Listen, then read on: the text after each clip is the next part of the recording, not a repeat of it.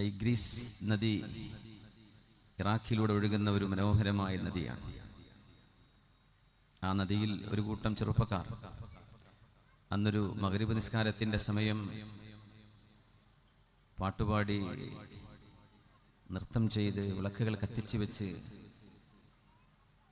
ആനന്ദിച്ച് ഉന്മാദരായി ബഹളം വെച്ച് ഇന്നത്തെ ഭാഷയിൽ പറഞ്ഞാൽ അടിച്ചു പൊളിക്കായിരുന്നു.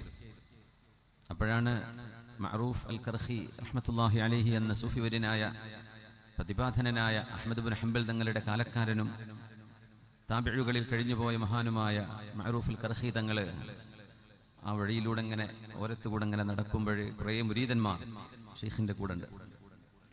ദുആ ചെയ്താൽ അപ്പോൾ ഉത്തരം കിട്ടുന്ന ആളാണ് മഅറൂഫ് അൽ കർഖി എന്ന മഹാൻ. അദ്ദേഹത്തെ അറിയപ്പെടുന്നത് അങ്ങനെയാണ്. ദുആ ഇരുന്ന അപ്പോൾ ഉത്തരം കിട്ടും. അപ്പോൾ കൂടുതൽ ആളുകളൊക്കെ ഷെയ്ഖിനോട് പറഞ്ഞു, ഈ നാട് മൊത്തം നന്നാവാൻ നിങ്ങൾ ഒറ്റ ദുആ ചെയ്താൽ മതി, ബഗ്ദാദ് മുഴുവൻ നന്നാകും. ആ ബോട്ടിൽ പോകുന്ന സർവ്വ കുരുത്തം കെട്ട മക്കളും അങ്ങോട്ട് മുങ്ങി ചത്തുപോയാൽ, അവർ മുങ്ങി മരിച്ചു പോയാൽ ഈ നാട് നന്നായി കിട്ടും. നിങ്ങളൊന്ന് ദ്വാരക്കി.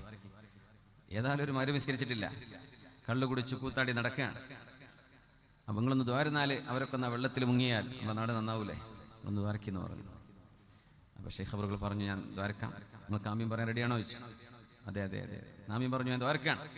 അങ്ങനെ മഹാൻ ലോകപ്രസിദ്ധമായൊരു പ്രാർത്ഥന ചെയ്തു. ആ പ്രാർത്ഥനയുടെ സൗന്ദര്യം കൊണ്ടാണ് ഇന്നും നമ്മൾ ആ സംഭവം ഓർക്കുന്നത്. അദ്ദേഹം ദുആ ചെയ്തത് ഇങ്ങനെയാണ്: അല്ലാഹുമ്മ കമാ ഫർറഹ്തഹും ഫിദ്ദുനിയ ഫഫർരിഹ്ഹും ഫിൽ ആഖിറ. അപ്പോൾ കൈപോക്കിയൊരു ആമീൻ പറയണോ വേണ്ടത്, എന്താ പറയേണ്ടത് എന്ന് അവർക്ക് ആമീൻ പറയാൻ കഴിഞ്ഞില്ല. വാക്കിനർത്ഥം എന്താണെന്നറിയോ? പടച്ചവനെ, ഈ ചെറുപ്പക്കാരെ നീ ദുനിയാവിൽ സന്തോഷിപ്പിച്ച പോലെ നാളെ പരലോകത്തും സന്തോഷിപ്പിക്കണമേ. അദ്ദേഹം ഉദ്ദേശിച്ചത് കുരുത്തക്കേടൊക്കെ മാറ്റി നല്ല മക്കളായാലല്ലേ പരലോകത്ത് സന്തോഷിക്കാൻ പറ്റുള്ളൂ. ഈ മക്കളൊക്കെ നന്നാക്കി കൊടുക്കണേ എന്നാണ് പറഞ്ഞത്.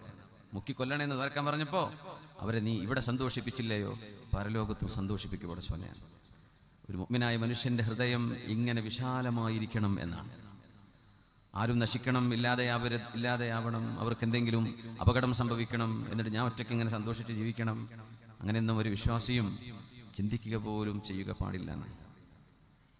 അവരെ നീ ഇവിടെ സന്തോഷിപ്പിച്ച പോലെ നാളെ പരലോകത്ത് സന്തോഷിപ്പിക്കണമേ. അല്ലാഹുമ്മ കമാ ഫർറഹ്തഹും ഫിദ്ദുനിയ ഫഫർരിഹ്ഹും ഫിൽ ആഖിറ. നമ്മുടെ നാടുകളിലൊക്കെ നമ്മൾ ചില വാർത്തകളും ചില ന്യൂസുകളൊക്കെ നമ്മൾ കേൾക്കുമ്പോഴേ നമ്മുടെ കുട്ടികൾ എന്തെങ്കിലും കുരുത്തക്കേടൊക്കെ കാണിച്ചു കൂട്ടും. ചിലത് വലിയ ഗൗരവമുള്ളതായിരിക്കും, ചിലത് നമ്മൾ വേദനിപ്പിക്കുന്നതാണ്, സഹിക്കാൻ പറ്റാത്തത് കാണും. അപ്പോഴൊക്കെ ആ മക്കൾക്ക് റബ്ബേ നീ ഹിദായത്ത് കൊടുക്കണേ, അവരെ നീ നല്ലവരാക്കി മാറ്റി സ്വാലിഹീങ്ങളാക്കണമേ എന്ന് പ്രാർത്ഥിക്കുവാൻ നമ്മൾ സമയം കണ്ടെത്തണം. ഏതൊരു ഉമ്മയ്ക്കും ഒരു ഉപ്പക്കും അവരുടെ മക്കൾ വിലപ്പെട്ടവരാണ്. നാട്ടുകാരെ മക്കളാവുമ്പോൾ നമ്മൾ പലതും പറയും. അവനവൻ്റെ സ്വന്തം മക്കൾക്ക് വല്ലതും വന്നാൽ അപ്പോഴാണ് നമുക്ക് വിഷയത്തിൻ്റെ ഗൗരവം ശരിക്കും ബോധിക്കുള്ളൂ. അല്ലെങ്കിൽ നമ്മൾ ഓക്കെ മരിച്ച വീട്ടിലൊക്കെ നമ്മൾ പോവും, കുറച്ച് പോയിട്ട് ഇപ്പുറം വന്ന് ചിരിക്കുക ചെയ്യും. നമ്മുടെ വീട്ടിലൊരു മരണം സംഭവിച്ചാൽ ആ വേദനയായിരിക്കണം മറ്റൊരാളിൻ്റെ വീട്ടിൽ നടക്കുന്ന വേദനയ്ക്ക് നമ്മൾ കാണേണ്ടത്. മുഅ്മിനീങ്ങൾ അങ്ങനെയാണ്. കൽ ജസദിൽ വാഹിദ്, നമ്മളൊക്കെ ഒരു ശരീരം പോലെയാണ്. നിങ്ങൾ, ഞാൻ, അവന്, അവര് എന്നില്ല. നമ്മുടെ ദേഹത്തൊരു മുറിവുണ്ടെങ്കിൽ അത് നമ്മുടെ ദേഹത്തിൻ്റെ വേദനയാണ് എന്നതുപോലെ നമ്മുടെ ശരീരത്തിനൊരു വിഷമം വരുമ്പോൾ അത് മാറണം, മരുന്ന് വെക്കണം, ഡോക്ടറെ കാണണം എന്ന് നമ്മൾ ആഗ്രഹിക്കുന്ന പോലെ സമൂഹത്തിൻ്റെ മുറിവുകൾ ഉണ്ടാകുമ്പോൾ ആ മുറിവുകൾ ഭേദമാകണം എന്ന് നമ്മൾ ആഗ്രഹിക്കണം. കൈന് മുറിഞ്ഞു പോകണമെന്നല്ലോ നമ്മൾ ആഗ്രഹിക്കുക, നന്നാവണമെന്നല്ലേ ആഗ്രഹിക്കുക, അല്ലേ? എന്നതുപോലെ മക്കൾ കേടുവരെ വഴിതെറ്റിപ്പോവുകയെ എന്തെങ്കിലും കുരുത്തക്കേട് കാണിക്കുകയൊക്കെ ചെയ്താൽ അവർ നന്നായി വരണം എന്ന് അവരെക്കുറിച്ച് നമ്മൾ ആഗ്രഹിക്കണം, പ്രതീക്ഷകൾ നൽകണം. വിശുദ്ധ റമദാൻ അങ്ങനെ നമുക്ക് പ്രതീക്ഷ നൽകുന്ന ഒരു സമയമാണ്. റമദാൻ നമുക്ക് പ്രതീക്ഷയുടെ, റഹ്മത്തിൻ്റെ, അല്ലാഹുവിൻ്റെ കരുണയുടെ വലിയ വാതിലുകൾ തുറന്നു വെച്ച് നമ്മളെ അല്ലാഹു ഒരുക്കി വിളിച്ചുകൊണ്ടിരിക്കുകയാണ്. ഖുൽ യാ ഇബാദിയല്ലദീന അസ്റഫൂ അലാ അൻഫുസിഹിം ലാ തഖ്നതൂ മിർ റഹ്മത്തില്ലാഹ് ഇന്നല്ലാഹ യഗ്ഫിറു ദുനൂബ ജമീഅ ഇന്നഹു ഹുവൽ ഗഫൂറുർ റഹീം.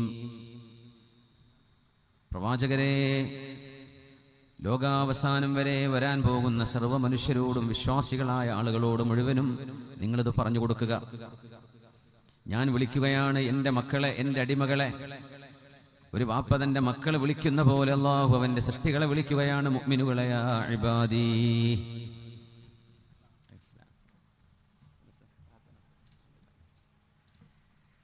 യാ ഇബാദിയല്ലദീന അസ്റഫൂ അലാ അൻഫുസിഹിം ലാ തഖ്നതൂ മിർ റഹ്മത്തില്ലാഹ്.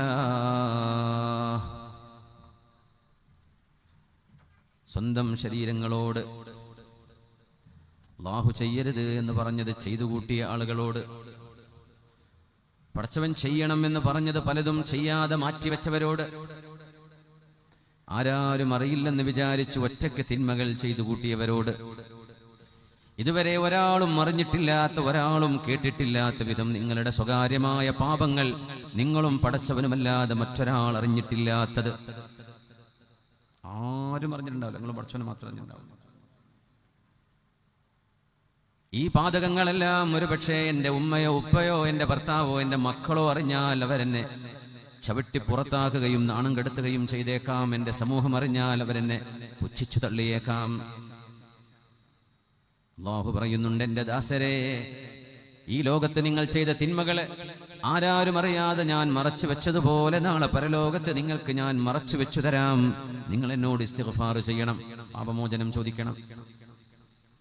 ഫഇന്നീ സതർതുഹാ അലൈക ഫിദ്ദുനിയാ വഗഫർതുഹാ ലകൽ യൗം. 99ഓളം കണ്ണുകളെത്താത്ത പേജുകളുള്ള ഒരു മനുഷ്യന്റെ തിന്മകളുടെ റെക്കോർഡുകൾ മറിച്ചു വെച്ചുകൊണ്ട് അല്ലാഹു ഓരോ തെറ്റുകളും ചൂണ്ടിക്കാണിച്ചുകൊണ്ട് ചോദിക്കുമത്രേ, ഇത് നീ ചെയ്തതല്ലയോ? അയ്യാ റബ്ബ്, അതേ പടച്ചവനെ, ഇത് നീ ചെയ്തതല്ലയോ? അതെ അതെ അതെ അല്ലാഹ്, ഇത് നീ ചെയ്തില്ലെന്ന് നിനക്ക് പറയാൻ ഒക്കുമോ? ഇല്ല റബ്ബേ, ഇല്ല. ഈ തിന്മ ചെയ്തതിന് എന്തെങ്കിലും ഒരു കാരണം എന്നെ ബോധിപ്പിക്കാനുണ്ടോ? ഇല്ല റബ്ബേ. നീ ചെയ്ത ഒരു നന്മ എന്റെ മലക്കുകൾ ഇവിടെ എഴുതാതെ പോയിട്ടുണ്ടോ? നീ ചെയ്ത ഒരു നല്ല കാര്യം ഇവിടെ രേഖപ്പെടുത്താതെ എന്റെ മലക്കുകൾ മറന്നുപോയിട്ടുണ്ടോ? ഇല്ല റബ്ബേ, ഞാൻ അത്രേ ചെയ്തിട്ടുള്ളൂ. അല്ലാഹു മനുഷ്യരെ അരികത്തേക്ക് ചേർത്ത് വെക്കുകയും അവരോട് മെല്ലെ പറയുകയും ചെയ്യുമത്രേ, ജീവിച്ചിരിക്കുന്ന കാലത്ത് ഇതൊന്നും ആരും അറിയാതെ ഞാൻ നിനക്ക് മറച്ചു വെച്ചു തന്നില്ലയോ? അതുപോലെ ഞാൻ ഇന്ന് നിനക്ക് ആരും അറിയാതെ നിനക്ക് ഞാൻ മാപ്പ് നൽകിയിരിക്കുന്നു. അങ്ങനത്തെ റബ്ബാണ് ഗഫൂറുർ റഹീമായ അല്ലാഹു.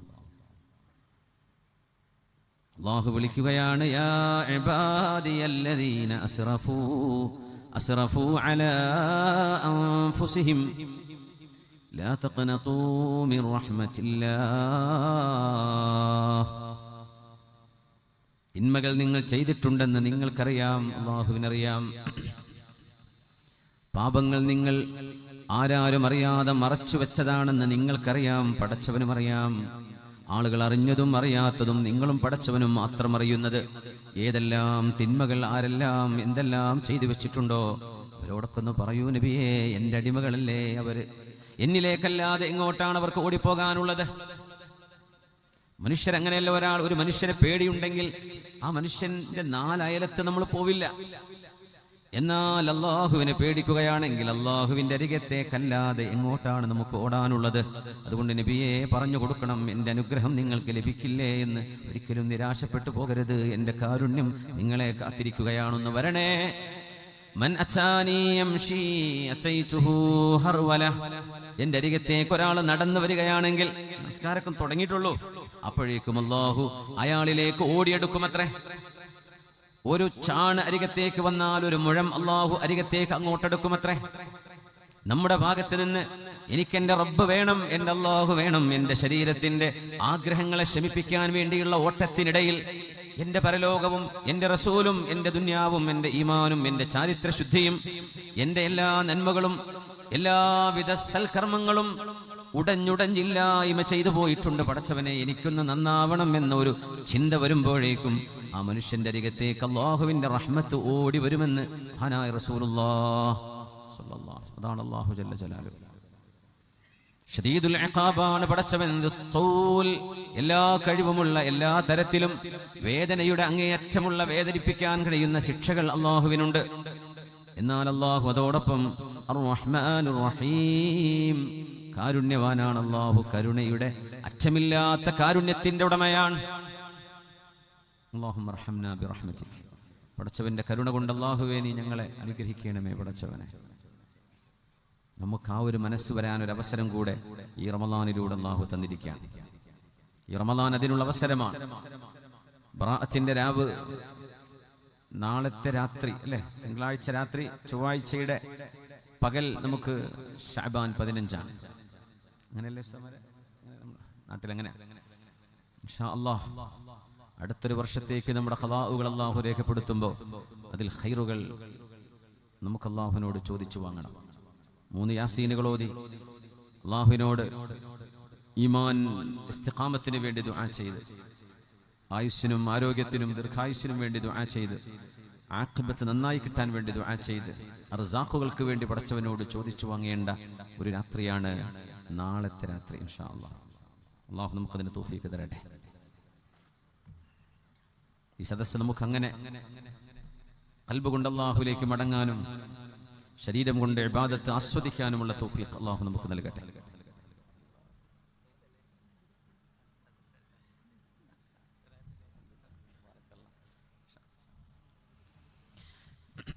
ബിസ്മില്ലാഹിർ റഹ്മാനിർ റഹീം. إنما التوبة على الله للذين يعملون السوء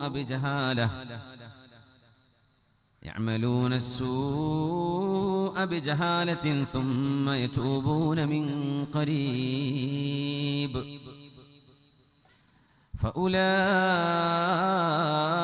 يتوب الله عليهم وكان الله عليما حكيما. തീർച്ചയായും അല്ലാഹു തൗബ സ്വീകരിക്കുന്നത്, ഇന്നമത് തൗബതു അലല്ലാഹ്, അല്ലാഹു തൗബ സ്വീകരിക്കുന്നത് ലില്ലദീൻ യഅമലൂന അസ്സൂഅ ബിജഹാലഹ, അറിവില്ലായ്മയോടുകൂടെ തിന്മകൾ ചെയ്യുന്നവർക്കാണ് എന്ന് പറഞ്ഞ ആയത്തിന് മഹാനായ അല്ലാമ ഇബ്നു അബ്ബാസ് റളിയല്ലാഹു അൻഹുമ ബിജഹാലത്തിൻ എന്നതിന് അൻ ഇൽമിൻ, ബോധ്യത്തോടുകൂടെ തിന്മ ചെയ്തവർക്ക് തന്നെ എന്ന് അതിനെ വ്യാഖ്യാനിച്ചു. അറിവില്ലായ്മ കൊണ്ട് തെറ്റുപറ്റിയവർ, അവരുടെ തൗബയെ അല്ലാഹു സ്വീകരിക്കൂ എന്നാണ് ആ വാക്കിന്റെ പ്രത്യക്ഷാർത്ഥം. പക്ഷെ അതിന്റെ വ്യാഖ്യാനം അൻ ഇൽമിൻ, ബോധ്യത്തിൽ തെറ്റ് ചെയ്തവർക്കും അല്ലാഹു തൗബ സ്വീകരിക്കുന്നതാണ്. ثم يتوبون من قريب, തെറ്റുകൾ സംഭവിച്ചു പോയാൽ പിന്നെ ഉടനെ തന്നെ അല്ലാഹുവിലേക്ക് പശ്ചാത്തപിച്ചുകൊണ്ട് മടങ്ങുന്നവർ അറിവോടുകൂടെ ബോധ്യത്തോടുകൂടെ തിന്മകൾ ചെയ്തവരാണ്. പക്ഷേ ഉടനെ തന്നെ റബ്ബിലേക്ക് ഖേദിച്ചു മടങ്ങും. അല്ലാഹുവേ റബ്ബനാ ഗലബത് അലൈനാ ശിഖ്വതുനാ, അല്ലാഹുവേ ഞങ്ങളുടെ പാപങ്ങൾ കൊണ്ട് പങ്കിലമായ ഞങ്ങളുടെ ശരീരം ഞങ്ങളോട് തിന്മ ചെയ്യാൻ പ്രേരിപ്പിച്ചു. റബ്ബേ ഞങ്ങളിൽ തെറ്റുകൾ സംഭവിച്ചു പോയി, എനിക്ക് മാപ്പുതാ. രാത്രി തെറ്റു ചെയ്തവര് പകലാകും മുമ്പ് തൗബ ചോദിക്കണം, അല്ലാഹുവിനോട് തൗബ ചെയ്തിരിക്കണം. പകലിൽ തെറ്റ് ചെയ്തവർ രാത്രിയാകുമ്പോഴേക്കും തൗബ ചെയ്യണം. ഇല്ലെങ്കിൽ ആ രാത്രി തൗബക്ക് വേണ്ടി അല്ലാഹുവിന് വേണ്ടി തൗബ ചെയ്യാൻ മാറ്റിവെക്കണമത്രേ. മലക്കുകളോട് അല്ലാഹു പറഞ്ഞിരിക്കുകയാണ്, എന്റെ അടിമകൾ തിന്മ ചെയ്താൽ 6 മണിക്കൂർ നേരത്തേക്ക് ആ തെറ്റ് നിങ്ങൾ എഴുതി വെക്കരുത്. 6 മണിക്കൂർ. എന്തേ? അതിനിടക്ക് അവൻ തൗബ ചെയ്യാം, എനിക്ക് പറ്റിപ്പോയി റബ്ബേ ഇനി ഞാൻ ചെയ്യില്ലെന്ന് അല്ലാഹുവിനോട് ഖേദിച്ച് വാക്ക് കൊടുക്കാൻ അവർക്ക് അവസരമുണ്ടെങ്കിൽ ആ തെറ്റ് അല്ലാഹുവിന്റെ മലക്കുകൾ എഴുതി വെക്കുന്നില്ലെന്ന് മഹാനായ റസൂലുള്ളാഹി സ്വല്ലല്ലാഹു അലൈഹി വസല്ലം. 6 മണിക്കൂർ കഴിഞ്ഞിട്ടും ഒരു അനക്കം വരുന്നില്ല കൽബിൽ നിന്ന്, തെറ്റുപറ്റിയെന്ന്. അപ്പോഴേ ആ തെറ്റ് എഴുതി വെക്കുന്നുള്ളൂ. നന്മകൾ അങ്ങനെയല്ല, ചെയ്താൽ ഉടനെ അപ്പോൾ രേഖപ്പെടുത്തും. തെറ്റുകൾക്ക് 6 മണിക്കൂർ സമയം മലക്കുകൾ ഇങ്ങനെ പേന പിടിച്ച് രേഖപ്പെടുത്താതെ അവർ കാത്തുവെക്കുമെന്നാണ്. സുബ്ഹാനല്ലാഹ്, അല്ലാഹുവിന്റെ കാരുണ്യമല്ലേ, പടച്ചവന്റെ വലിയ കാരുണ്യമല്ലേ അത്? അല്ലെങ്കിൽ അത് അപ്പൊ തന്നെ എഴുതാൻ പറഞ്ഞ പോരെ? തൗബ ചെയ്യുമോ പശ്ചാത്തപിക്കുമോ എന്ന് അല്ലാഹു നോക്കുകയാണ്, അല്ലാഹു പരിശോധിക്കുകയാണ്. ലൈസത്തി തൗബതു ലില്ലദീന യഅമലൂന അസ്സയ്യിആതി ഹത്താ ഇദാ ഹളറ അഹദഹുമുൽ മൗത്ത് حتى إذا حضر أحدهم الموت قال إني تبت الآن ولا الذين يموتون وهم كفار ഉലൈക അഅ്തദ്നാ ലഹും അദാബൻ അലീമാ. മരിക്കുന്ന സെക്കൻഡ് വരെ കാത്തുവെച്ചിരിക്കുകയും മരണം കൺമുമ്പിൽ കാണുമ്പോൾ മാത്രം പശ്ചാത്തപിക്കുകയും ചെയ്യുന്നവരെ അല്ലാഹു ആ തൗബ സ്വീകരിക്കുകയില്ല. വലല്ലദീന യമൂതൂന വഹും കുഫാർ. നിരീശ്വരവാദത്തിലേക്ക്, നാസ്തികതയിലേക്ക്, പടച്ചവനില്ലെന്ന ചിന്താഗതികളിലേക്ക്, ഏതെങ്കിലും ഫേസ്ബുക്ക് പേജുകളിലേക്ക് സ്ഥിരമായി അടഞ്ഞിരുന്ന് ഈ ലോകത്തെക്കുറിച്ചോ പരലോകത്തെക്കുറിച്ചോ ഒരു ചുക്കുമറിയാത്ത പഠിച്ചവരോ അഭ്യസ്ത വിദ്യരെന്നോ സ്വയം വാദിക്കുന്ന ആളുകളുടെ ഗീർവാണങ്ങൾ കേട്ടുകൊണ്ട് ഈമാൻ നഷ്ടപ്പെട്ടു പോകുന്നവർ, നിസ്കാരം നിർത്തിവെക്കുന്നവർ, പടച്ചവനെ കുറിച്ചുള്ള അസ്തിത്വത്തെ ചോദ്യം ചെയ്യുന്നവർ, റസൂലുള്ളാഹി തങ്ങളുടെ പരിശുദ്ധമായ സത്യസന്ധമായ മനോഹരമായ ജീവിതത്തെ പോലും ചോദ്യം ചെയ്തുകൊണ്ട് അങ്ങനെയാണ് മരിച്ചു പോകുന്നതെങ്കിൽ അവരെയും അല്ലാഹു സ്വീകരിക്കുകയില്ല. അല്ലാഹു കാത്തുരക്ഷിക്കട്ടെ. ഉലൈക അഅ്തദ്നാ ലഹും അദാബൻ അലീമാ. പടച്ചവനില്ല എന്നൊരു വിശ്വാസത്തിലാണ് ഒരാൾ മരിച്ചു പോകുന്നതെങ്കിൽ, മരണം മുഖാമുഖം റൂഹ് തൊണ്ടക്കുഴിയിൽ എത്തുന്നത് വരെ പശ്ചാത്തപിക്കാതെ കാത്തുവെക്കുന്നവരാണെങ്കിൽ അവർക്ക് വേദനാജനകമായ ശിക്ഷയുണ്ടായിരിക്കുമെന്നും അള്ളാഹുവിന്റെ വചനം.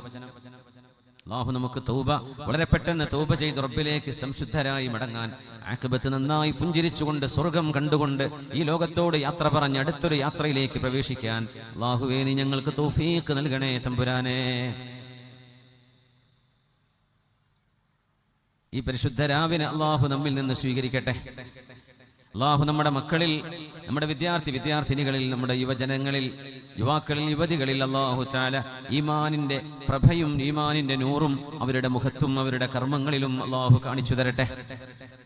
നല്ല ഹിജാബിട്ട മക്കളാണ്, പക്ഷേ സോഷ്യൽ മീഡിയയിലൊക്കെ അവരിങ്ങനെ അരങ്ങ് തകർക്കുന്നത് ഡാൻസ് ചെയ്തിട്ടും സെൽഫി എടുത്തിട്ടും പാട്ടുപാടുന്ന സദസ്സുകളിലൊക്കെ സ്റ്റേജിൽ കയറി സിംഗേഴ്സിന്റെ കൂടെ ഒക്കെ സെൽഫി എടുത്തിട്ടും നല്ല തട്ടൊക്കെ മറിച്ചിട്ടുണ്ട്. അത് ഭയങ്കര അത്ഭുതം. പക്ഷെ കുട്ടികൾക്ക് എന്താണ് ദീനെന്ന് അറിഞ്ഞിട്ടില്ല. തട്ടനെ ചുറ്റിക്കെട്ടിയ പിന്നെ എന്തും പറ്റുമെന്നാണ് വിചാരിച്ചത്. അങ്ങനത്തെ വല്ലാത്തൊരു വിവരക്കേട് എന്നാണോ ഇതിനെ വിളിക്കേണ്ടത്, വിവരം കൂടിപ്പോയതാണോ അറിയുന്നില്ല. നാളെ രാത്രി ഈ സമയം എനിക്ക് സമർഖന്ദ് സ്റ്റേറ്റ് മെഡിക്കൽ യൂണിവേഴ്സിറ്റിയിലെ വിദ്യാർത്ഥിനികൾക്കും ആൺകുട്ടികൾക്കും പെൺകുട്ടികൾക്കും നാളെ ഈ രാത്രി 9 മണിക്ക് എനിക്ക് അവിടെ ഒരു ക്ലാസ് ഉണ്ട്. നമ്മുടെ നാട്ടുകാരായ കുട്ടികളൊക്കെ ഒന്ന് കാണാനാണ് പോകുന്നത്. നാട് വിട്ടു പോകുമ്പോഴേ മക്കളെ കുറിച്ച് നമുക്ക് വലിയ പ്രതീക്ഷയാണ്, അതിലേറെ വലിയ ബേജാറുമാണ്. അങ്ങനെ ഒരു വിദ്യാർത്ഥിനി അതുപോലെ ഒരു യൂണിവേഴ്സിറ്റിയിൽ പഠിച്ചുകൊണ്ടിരിക്കുകയാണ്. ഇപ്പോൾ 3 കൊല്ലം പൂർത്തിയായി. പക്ഷെ അതിനിടക്ക് ഒരു അപകടത്തിൽ ചെന്ന് പോയി പെട്ടു. അവൾക്ക് വല്ലാത്ത സങ്കടമായി. അവനത്തെ കല്യാണം കഴിക്കാൻ തയ്യാറുമല്ല. അവരുടെ ശരീരത്തിന്റെ വിശുദ്ധിയാണെങ്കിലോ നഷ്ടപ്പെടുകയും ചെയ്തു. മാനസികമായി വലിയ സംഘർഷത്തിൽ.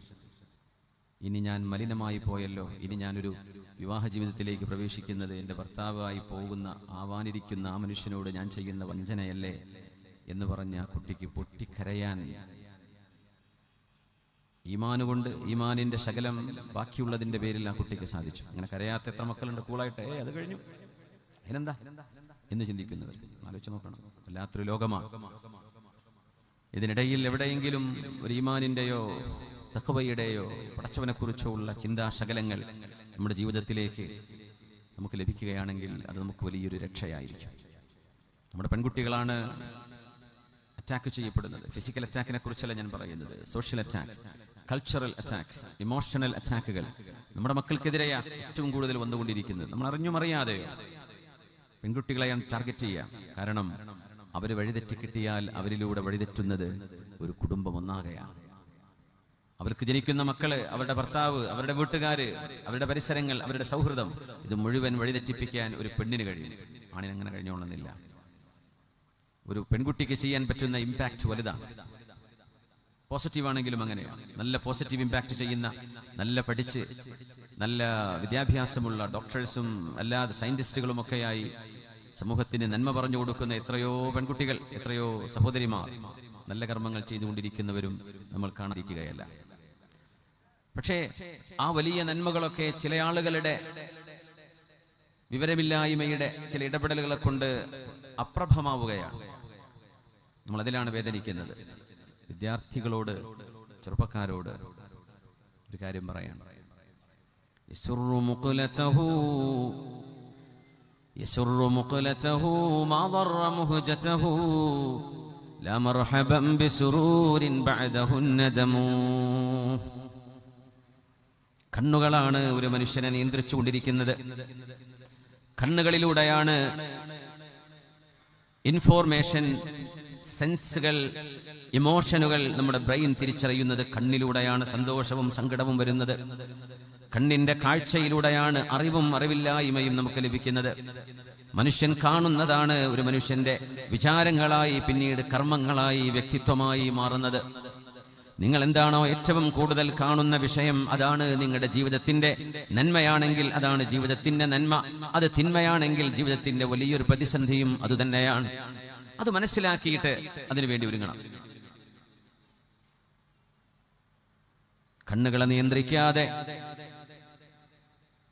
കണ്ണുകൾക്ക് നിയന്ത്രണം കൊടുക്കാതെ പുരുഷന്മാരെ, പ്രിയപ്പെട്ട ചെറുപ്പക്കാരെ, വിദ്യാർത്ഥികളെ, അന്യൊരു പുരുഷൻ അന്യൊരു പെണ്ണിനെ കാണുന്നത്, ഇടപഴകുന്നത് വിശുദ്ധ ഇസ്ലാം കർശനമായി നിയന്ത്രിച്ചിട്ടുള്ളതാണ്.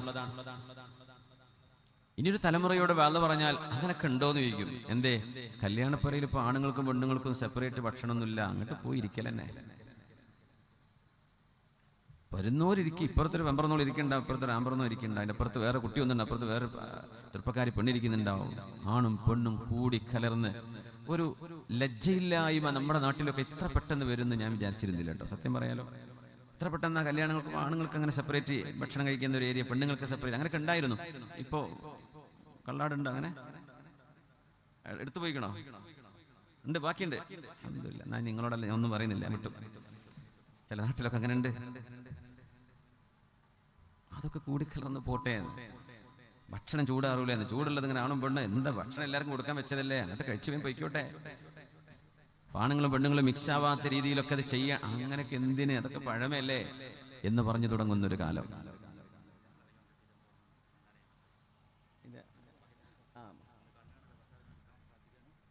കണ്ണ് കാണാത്ത ഒരു ഭർത്താവിന് വേണ്ടി ദുആ ചെയ്യാൻ ഒരു സഹോദരി, അല്ലാഹു സഹോദരന് കാഴ്ച ശക്തി നൽകി അനുഗ്രഹിക്കട്ടെ. ഓക്കെ. പിന്നൊരു സഹോദരി ഒരല്പം പൈസ ഇതിൽ ഏൽപ്പിച്ച് പള്ളിക്ക് വേണ്ടി അതെന്റെ കയ്യിൽ തന്നെ കൊടുക്കണമെന്ന് സംഘാടകരോട് പറഞ്ഞു. ഞാനത് അവർക്ക് വേണ്ടി വക്കീലായിട്ട് ഇടുകയാണ്. അള്ളാഹു അത് സ്വീകരിക്കട്ടെ. ഇവിടെ ഉദ്ദേശങ്ങൾ അള്ളാഹു പൂർത്തിയാക്കി തരട്ടെ. നാളെ സമദ് ഉസ്താദിന്റെ വാദുണ്ടാവും, ചെറുമൂത്ത് ഉസ്താദിന്റെ ദുആയും നാളെ നടക്കുന്നുണ്ട്. അപ്പോൾ ഇൻഷാ അള്ളാഹ് നിങ്ങൾക്ക് നൽകപ്പെടുന്ന കവറിൽ നിങ്ങൾ നല്ലൊരു സംഭാവന, നമ്മുടെ പള്ളിയുടെ ഒരു സസ്റ്റൈനബിൾ ഇൻകം, നമുക്ക് സ്ഥിരമായൊരു വരുമാനം നമ്മുടെ പള്ളിക്ക് വേണ്ടി കണ്ടെത്തേണ്ടതുണ്ട്. അതിനു വേണ്ടിയുള്ള ഒരു പരിശ്രമമാണ് ഈ പരിപാടിയുടെ പിറകിലുള്ള ലക്ഷ്യം. അതുകൊണ്ട് എല്ലാവരും നാളത്തെ പരിപാടിക്ക് വരുമ്പോഴേ അതൊന്ന് കാര്യമായിട്ടൊന്ന് കരുതണേ. ഇല്ലാത്തവർക്ക് ഗൂഗിൾ പേ സംവിധാനം വരെ ഉണ്ട്. ബക്കറ്റും ഒരു ഗൂഗിൾ പേ ഒട്ടിച്ചൊക്കെ നല്ലതാണ്. പൈസ തരാൻ ഉണ്ടോ? അതുമുണ്ട്. വല്ലാത്ത കാലം അല്ലേ. അൽഹംദുലില്ലാ, നല്ലതിന് വേണ്ടി ഉപയോഗിക്കുക. അൽഹംദുലില്ലാ. എനിക്ക് ഗൂഗിൾ പേ ഇല്ലാതെ എങ്ങനെ ചെയ്യലെന്ന് എനിക്ക് അറിയില്ല. പക്ഷെ അത് നാട്ടിൽ നന്നായിട്ട് നടക്കുന്ന ഒരു സംഗതി. ആപ്പിൾ പേ ഉണ്ട് കേട്ടോ, അത് ഗൂഗിൾ പേ ഇല്ല എന്നുള്ളത്, ആപ്പിൾ പേ ചെയ്യുന്നുണ്ട്. ഇരിക്കട്ടെ. അപ്പോൾ ഏതായിരുന്നാലും നമ്മുടെ അല്ലാഹു സുബ്ഹാനഹു വ തആല നമ്മുടെ പരിശ്രമങ്ങളൊക്കെ വിജയിപ്പിക്കട്ടെ. ആമീൻ. കാര്യമായിട്ടൊരു സംഭാവന നാളെ ഉസ്താദിന്റെ ദുആ മജ്ലിസാണ്. അതുകൊണ്ട് ഇജാബത്ത് നമ്മൾ പ്രതീക്ഷിക്കുന്ന ഒരു മജ്ലിസാണ്. അല്ലാഹു തആല നമ്മളത് സ്വീകരിച്ച് അനുഗ്രഹിക്കട്ടെ. ആമീൻ യാ റബ്ബൽ ആലമീൻ. ഞാൻ പറഞ്ഞുകൊണ്ടുവരുന്നത്, കണ്ണുകളെ കൊണ്ട് നോക്കാൻ പാടില്ലാത്തത് ആണും പെണ്ണും നിയന്ത്രിച്ചില്ലെങ്കിൽ നമ്മുടെ ഈമാൻ അങ്ങ് ചോർന്നു പോകും. അത് ചെറുപ്പക്കാരെ, കുട്ടികളെ മനസ്സിലാക്കണം. 15-16 വയസ്സ് മുതൽ നിങ്ങൾ സ്കൂളിലാണെങ്കിലും, 16 വയസ്സിനൊക്കെ പ്രായപൂർത്തിയായി, നിങ്ങൾ കോളേജിലാണെങ്കിലും കൂടെ ഗേൾസും ബോയ്സും ഇരിക്കുന്ന ക്ലാസ് റൂം ആയിരിക്കും. അങ്ങനെയായിരിക്കും ഒരു കോളേജിന്റെ സിസ്റ്റം. നമ്മുടെ രാജ്യത്തിന്റെ സംവിധാനത്തിൽ അതൊക്കെ അനുവദിക്കപ്പെടുന്നതാണ് എന്ന് വിചാരിച്ച് എൻ്റെ ശറഅ് എൻ്റെ കണ്ണുകളെ നിയന്ത്രിക്കാൻ പറഞ്ഞിട്ടുണ്ട് എന്ന് നമ്മുടെ 10th കഴിഞ്ഞ കുട്ടികൾ നിർബന്ധമായും, അതിൻ്റെ മുമ്പുള്ളവരും 9ാം ക്ലാസ് മുതൽ 8ാം ക്ലാസ് മുതൽ നഴ്സറി മുതൽ തന്നെ പറയേണ്ടി വരും. പ്രായപൂർത്തിയാകുന്നതോടുകൂടെ വിചാരവും ചിന്തയും മനുഷ്യനിൽ വരുന്നതോടുകൂടെ ആ കുട്ടിയുടെ ജീവിതത്തിൽ നിയന്ത്രണം വേണം. അന്യ പെണ്ണിനോട്, ഒരു പെൺകുട്ടിയോട് സംസാരിക്കുന്നിടത്ത് കടുത്ത നിയന്ത്രണം ശറഅ് വെച്ചിരിക്കുകയാണ്. അത് കൂടെ പഠിച്ചു, ക്ലാസ്മേറ്റ്, അങ്ങനൊന്നുമില്ല. അതുകൊണ്ടൊന്നും ഹലാലാവില്ലല്ലോ. അതുകൊണ്ടാണ് നിങ്ങൾ 1990-ലെ 10ാം ബാച്ച് സംഗമം, 2000-ലെ +2 ബാച്ച് സംഗമം എന്നൊക്കെ പറയുമ്പോഴേ നാട്ടിലെല്ലായിടത്തും ഇതൊക്കെ നടക്കുന്നുണ്ടായിരിക്കും. പക്ഷെ അതിലൊക്കെ വലിയ ഡേഞ്ചറുകളുണ്ട് എന്ന് അനുഭവത്തിലൂടെ, നമ്മളൊക്കെ മനുഷ്യന്മാരാണ്. ആ സ്കൂളിൽ പഠിക്കുന്ന കാലത്തെ പ്രേമൊക്കെ മറന്ന് മായ്ച്ച് തേഞ്ഞുമാഞ്ഞ് ഇല്ലാതെ പോയതാ. പിന്നെയാണ് ഇതൊക്കെ രണ്ടാമത് കണ്ടുമുട്ടുന്നത്. അപ്പൊ ഇബിലീസ് അവിടെ ശരിക്കും വർക്കൗട്ട് ചെയ്യും. അതുകൊണ്ട് ഫിത്തനകൾ ഉണ്ടാകും, മനസ്സുകളിലേക്ക് വേണ്ടാത്ത ചിന്തകൾ വരും, അത് പിന്നെ പാതകത്തിലേക്ക് മാറും, അത് പിന്നെ അപകടത്തിൽ ചെന്ന് ചാടും, പിന്നെ ദുഃഖിക്കും, പിന്നെ കുടുംബം തെറ്റിപ്പോകും, തന്റെ കുടുംബജീവിതം തകർന്നു പോകും. അങ്ങനെ എത്രയൊക്കെ സംഭവങ്ങൾ മഹാന്മാർ അതിൽ ഉണർത്തിക്കൊണ്ടാണ് ഈ 2 വരി പാടിയത്.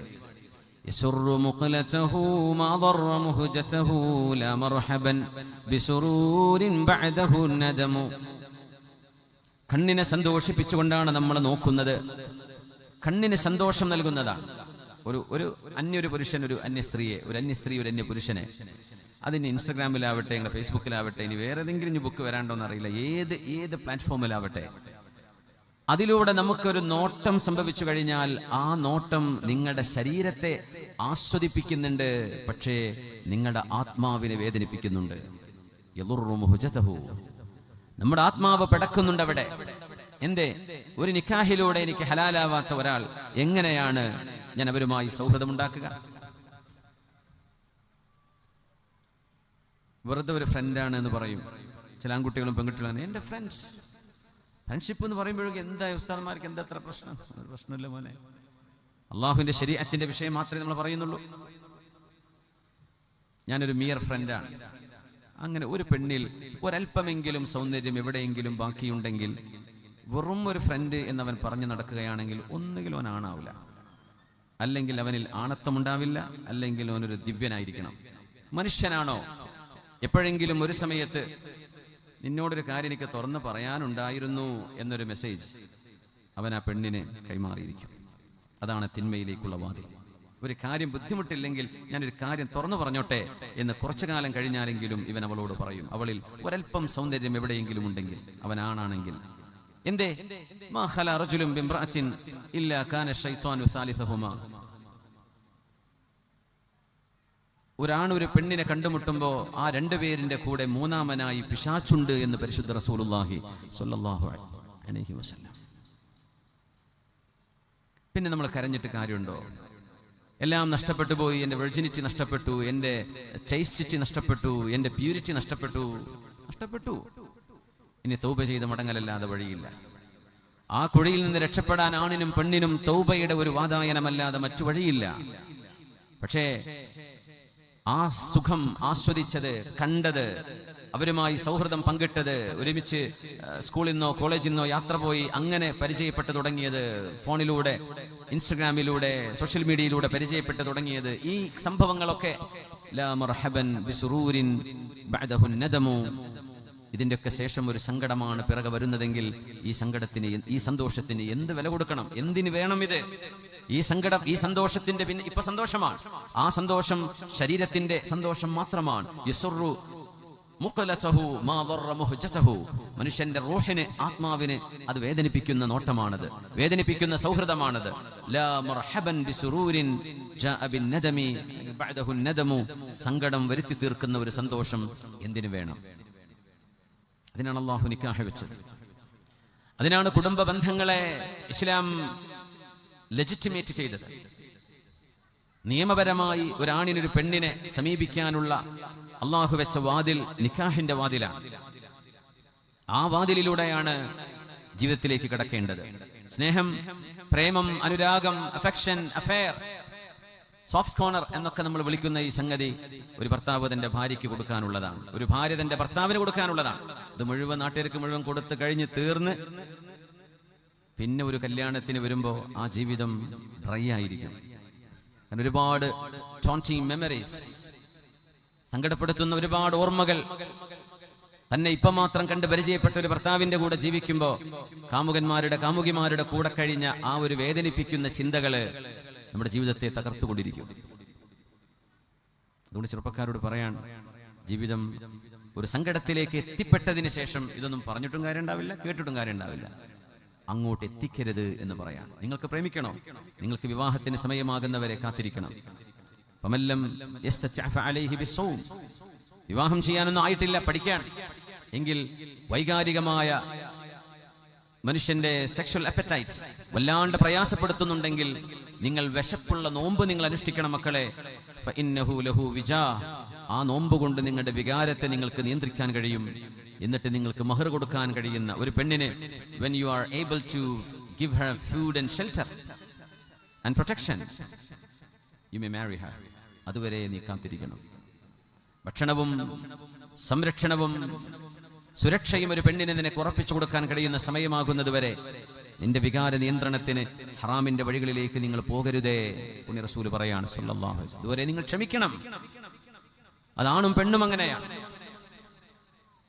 അതുകൊണ്ട് രക്ഷിതാക്കളോട് ഖുർആൻ വിശുദ്ധ നബി തങ്ങൾ ഒരു കാര്യം പറഞ്ഞു, സമയമായാൽ ഉടനെ ചെയ്യണം എന്ന് പറഞ്ഞത് 3 എണ്ണമാണ്. നമ്മളത് കേട്ട് പരിചയിച്ചിട്ടുള്ള ഹദീസാണ്. വാങ്ക് കൊടുത്ത നിസ്കാരത്തിന് സമയമായാൽ ഉടനെ നിസ്കാരവുമായി ബന്ധപ്പെട്ട കാര്യങ്ങളിലേക്ക് പ്രവേശിക്കണം. 2, ഒരാൾ മരണപ്പെട്ടാൽ പിന്നെ ഗൾഫിൽ നാളെ വരട്ടെ, ഖത്തറിൽ നിന്ന് പുറപ്പെടേണ്ട ഫ്ലൈറ്റ് നാളെ രാവിലെ, ഒന്നും കാത്തിരിക്കേണ്ട. ഒരാൾ മയ്യത്ത് മരണപ്പെട്ടാൽ ആ ബോഡി ചൂടാറും മുമ്പ് ആ മയ്യത്തിനെ നിങ്ങൾ കൊണ്ടുപോയി മറവ് ചെയ്യണം. മക്കൾ വരുന്നുണ്ട്, ഖബറിൽ പോയി നിസ്കരിച്ചോട്ടെ. മയ്യത്തിനെ കാത്തുവെക്കരുത്. 3 പറഞ്ഞത്, ഒരു പെൺകുട്ടിക്ക് വിവാഹത്തിന് ആഗ്രഹം തോന്നി തുടങ്ങിയാൽ, അവൾക്കൊരു കാമുകനൊക്കെ വേണം, ഒരാണൊക്കെ വേണം എന്നിത്യാദി തമാശകളൊക്കെ പറഞ്ഞു തുടങ്ങുന്നുണ്ട്, അല്ലെങ്കിൽ അങ്ങനെ ഒരു ചിന്തകളിലേക്ക് അവളുടെ ബോഡി ലാംഗ്വേജ് മാറിയിട്ടുണ്ടെങ്കിൽ ഉടനെ അവൾക്ക് വിവാഹം ചെയ്യിച്ചു കൊടുക്കണം. പിന്നെ പഠിച്ചോട്ടെ, വിവാഹം കഴിച്ചെന്ന് വിചാരിച്ച് പഠിക്കാണ്ടിരിക്കണ്ടല്ലോ. ആയിഷ ബീവി റളിയല്ലാഹു അൻഹ മെഡിസിൻ പഠിച്ചത് വിവാഹത്തിന് ശേഷമാണ്. ആയിഷ ബീവി റളിയല്ലാഹു അൻഹ ഹദീസ്, Islamic philosophy and theology Mahdi പഠിച്ചത് വിവാഹിതയായതിനു ശേഷമാണ്.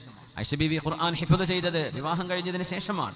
ബീവി റളിയല്ലാഹു അൻഹ ഇൽമുൽ അൻസാബ് പഠിച്ചത് വിവാഹത്തിന് ശേഷമാണ്. ഷിഅറും ഇൽമുൽ അദബും പഠിച്ചത് വിവാഹത്തിന് ശേഷമാണ്. എത്ര ശാസ്ത്രശാഖകൾ മഹദി പഠിച്ചു റളിയല്ലാഹു അൻഹ, ഒക്കെ നബി തങ്ങളെ കല്യാണം കഴിച്ചതിന് ശേഷമാണ്. അപ്പോൾ കല്യാണം ഒരിക്കലും വിദ്യാഭ്യാസത്തിന് തടസ്സമല്ല, അതൊരു പ്രൊട്ടക്ഷനാണ്. അതല്ലെങ്കിൽ വഴിയിലൂടെ പോകുന്ന പലരുടെയും കൂടെ ഇറങ്ങിപ്പോകാവുന്ന ഒരു ടെൻഡൻസി അവരുടെ ചിന്തകളിൽ പിശാച് കൊണ്ടുവരും. അത് പിശാചിന്റെ വലിയൊരു ചതിയാണ്. അള്ളാഹു നമ്മളെ കാത്തുരക്ഷിക്കട്ടെ. കഴിഞ്ഞ ദിവസം കഴിഞ്ഞ ബുധനാഴ്ച ഞാൻ സുഹൃത്തിനെ കണ്ടുമുട്ടി. അദ്ദേഹം ഖത്തറിലാണ്. ഞാൻ അദ്ദേഹം ഒരുമിച്ച് വാഹനത്തിലൂടെ സഞ്ചരിക്കുമ്പോൾ അദ്ദേഹം പൊട്ടിക്കരഞ്ഞു. ഞാൻ ചിന്തിച്ചു പോയി, റബ്ബേ, എനിക്ക് അങ്ങനെ കരയാൻ പറ്റുന്നില്ലല്ലോ, എന്തിനാണ് കരയുന്നത്? അദ്ദേഹം പറഞ്ഞു, ഒരുപാട് തെറ്റ് സംഭവിച്ചു പോയിട്ടുണ്ട്, എനിക്ക് നന്നാവണം. മുമ്പ് ഞാൻ ശരിക്കും നിസ്കരിച്ചിരുന്ന ആളാണ്, അതൊക്കെ ഇച്ചിരി ഒരു ബാക്കിലായിട്ടുണ്ട്. എൻ്റെ ഈമാൻ കുറച്ച് കുറഞ്ഞു പോയിട്ടുണ്ട്. എനിക്ക് ഈമാനിലേക്ക് തിരിച്ചു വരണം, എൻ്റെ പഴയ ജീവിതത്തിലേക്ക് എനിക്ക് തിരിച്ചു വരണം. ഭാര്യയും മക്കളും കുട്ടികളൊക്കെ ഉണ്ട്. അദ്ദേഹം പൊട്ടിക്കരഞ്ഞു. ആ കരച്ചിൽ അള്ളാഹു നൽകുന്ന ഒരു നല്ല അനുഗ്രഹമാണ്. കരയാൻ കഴിയാന്ന് പറഞ്ഞാൽ എനിക്ക് നന്നാവണമെന്ന തോന്നൽ വരുന്നത് വലിയ അനുഗ്രഹമാണ്. പലർക്കും അത് തോന്നില്ല. അത് സാരല്ല, പോട്ടെ, നാട്ടിലെല്ലാവരും അങ്ങനെയല്ലേ, എല്ലാവരും അങ്ങനെ. നാളെ അള്ളാഹു നിന്നെ ഒറ്റക്കാണ് ചോദ്യം ചെയ്യുന്നത്, നാട്ടുകാരെ മുമ്പിലിട്ടില്ല. നാട്ടുകാരെ എല്ലാം നിങ്ങളൊക്കെ ചെയ്തിട്ടുണ്ടോ, എന്നാ പോയിക്കോ, അത് പറയോ പടച്ചവൻ. വലഖദ് ജിഅ്തുമൂനാ ഫുറാദാ, നിങ്ങൾ ഒറ്റക്കാണ് എൻ്റെ മുമ്പിലേക്ക് വരുന്നത് എന്ന് അള്ളാഹു പറയുന്നു. പടച്ചവൻ നമ്മോട് റഹ്മത്ത് ചെയ്യട്ടെ.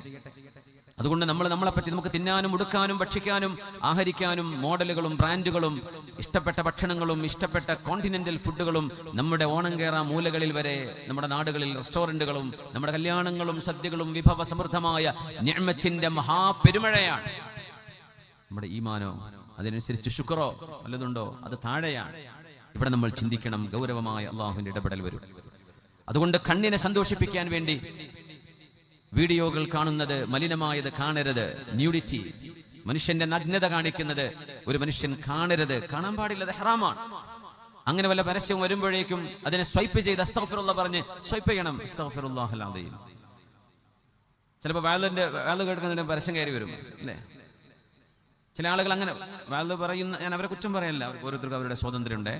അവനവൻ്റെ യൂട്യൂബ് ചാനലിൽ നിന്ന് പൈസ കിട്ടണം എന്ന് ഒരാൾ ആഗ്രഹിച്ചാൽ അവർക്കത് ചെയ്യാം. എൻ്റെ പേരിൽ ഒരുപാട് ചാനലുണ്ട്, അവരൊക്കെ പരസ്യം കൊടുക്കുന്നവരാ.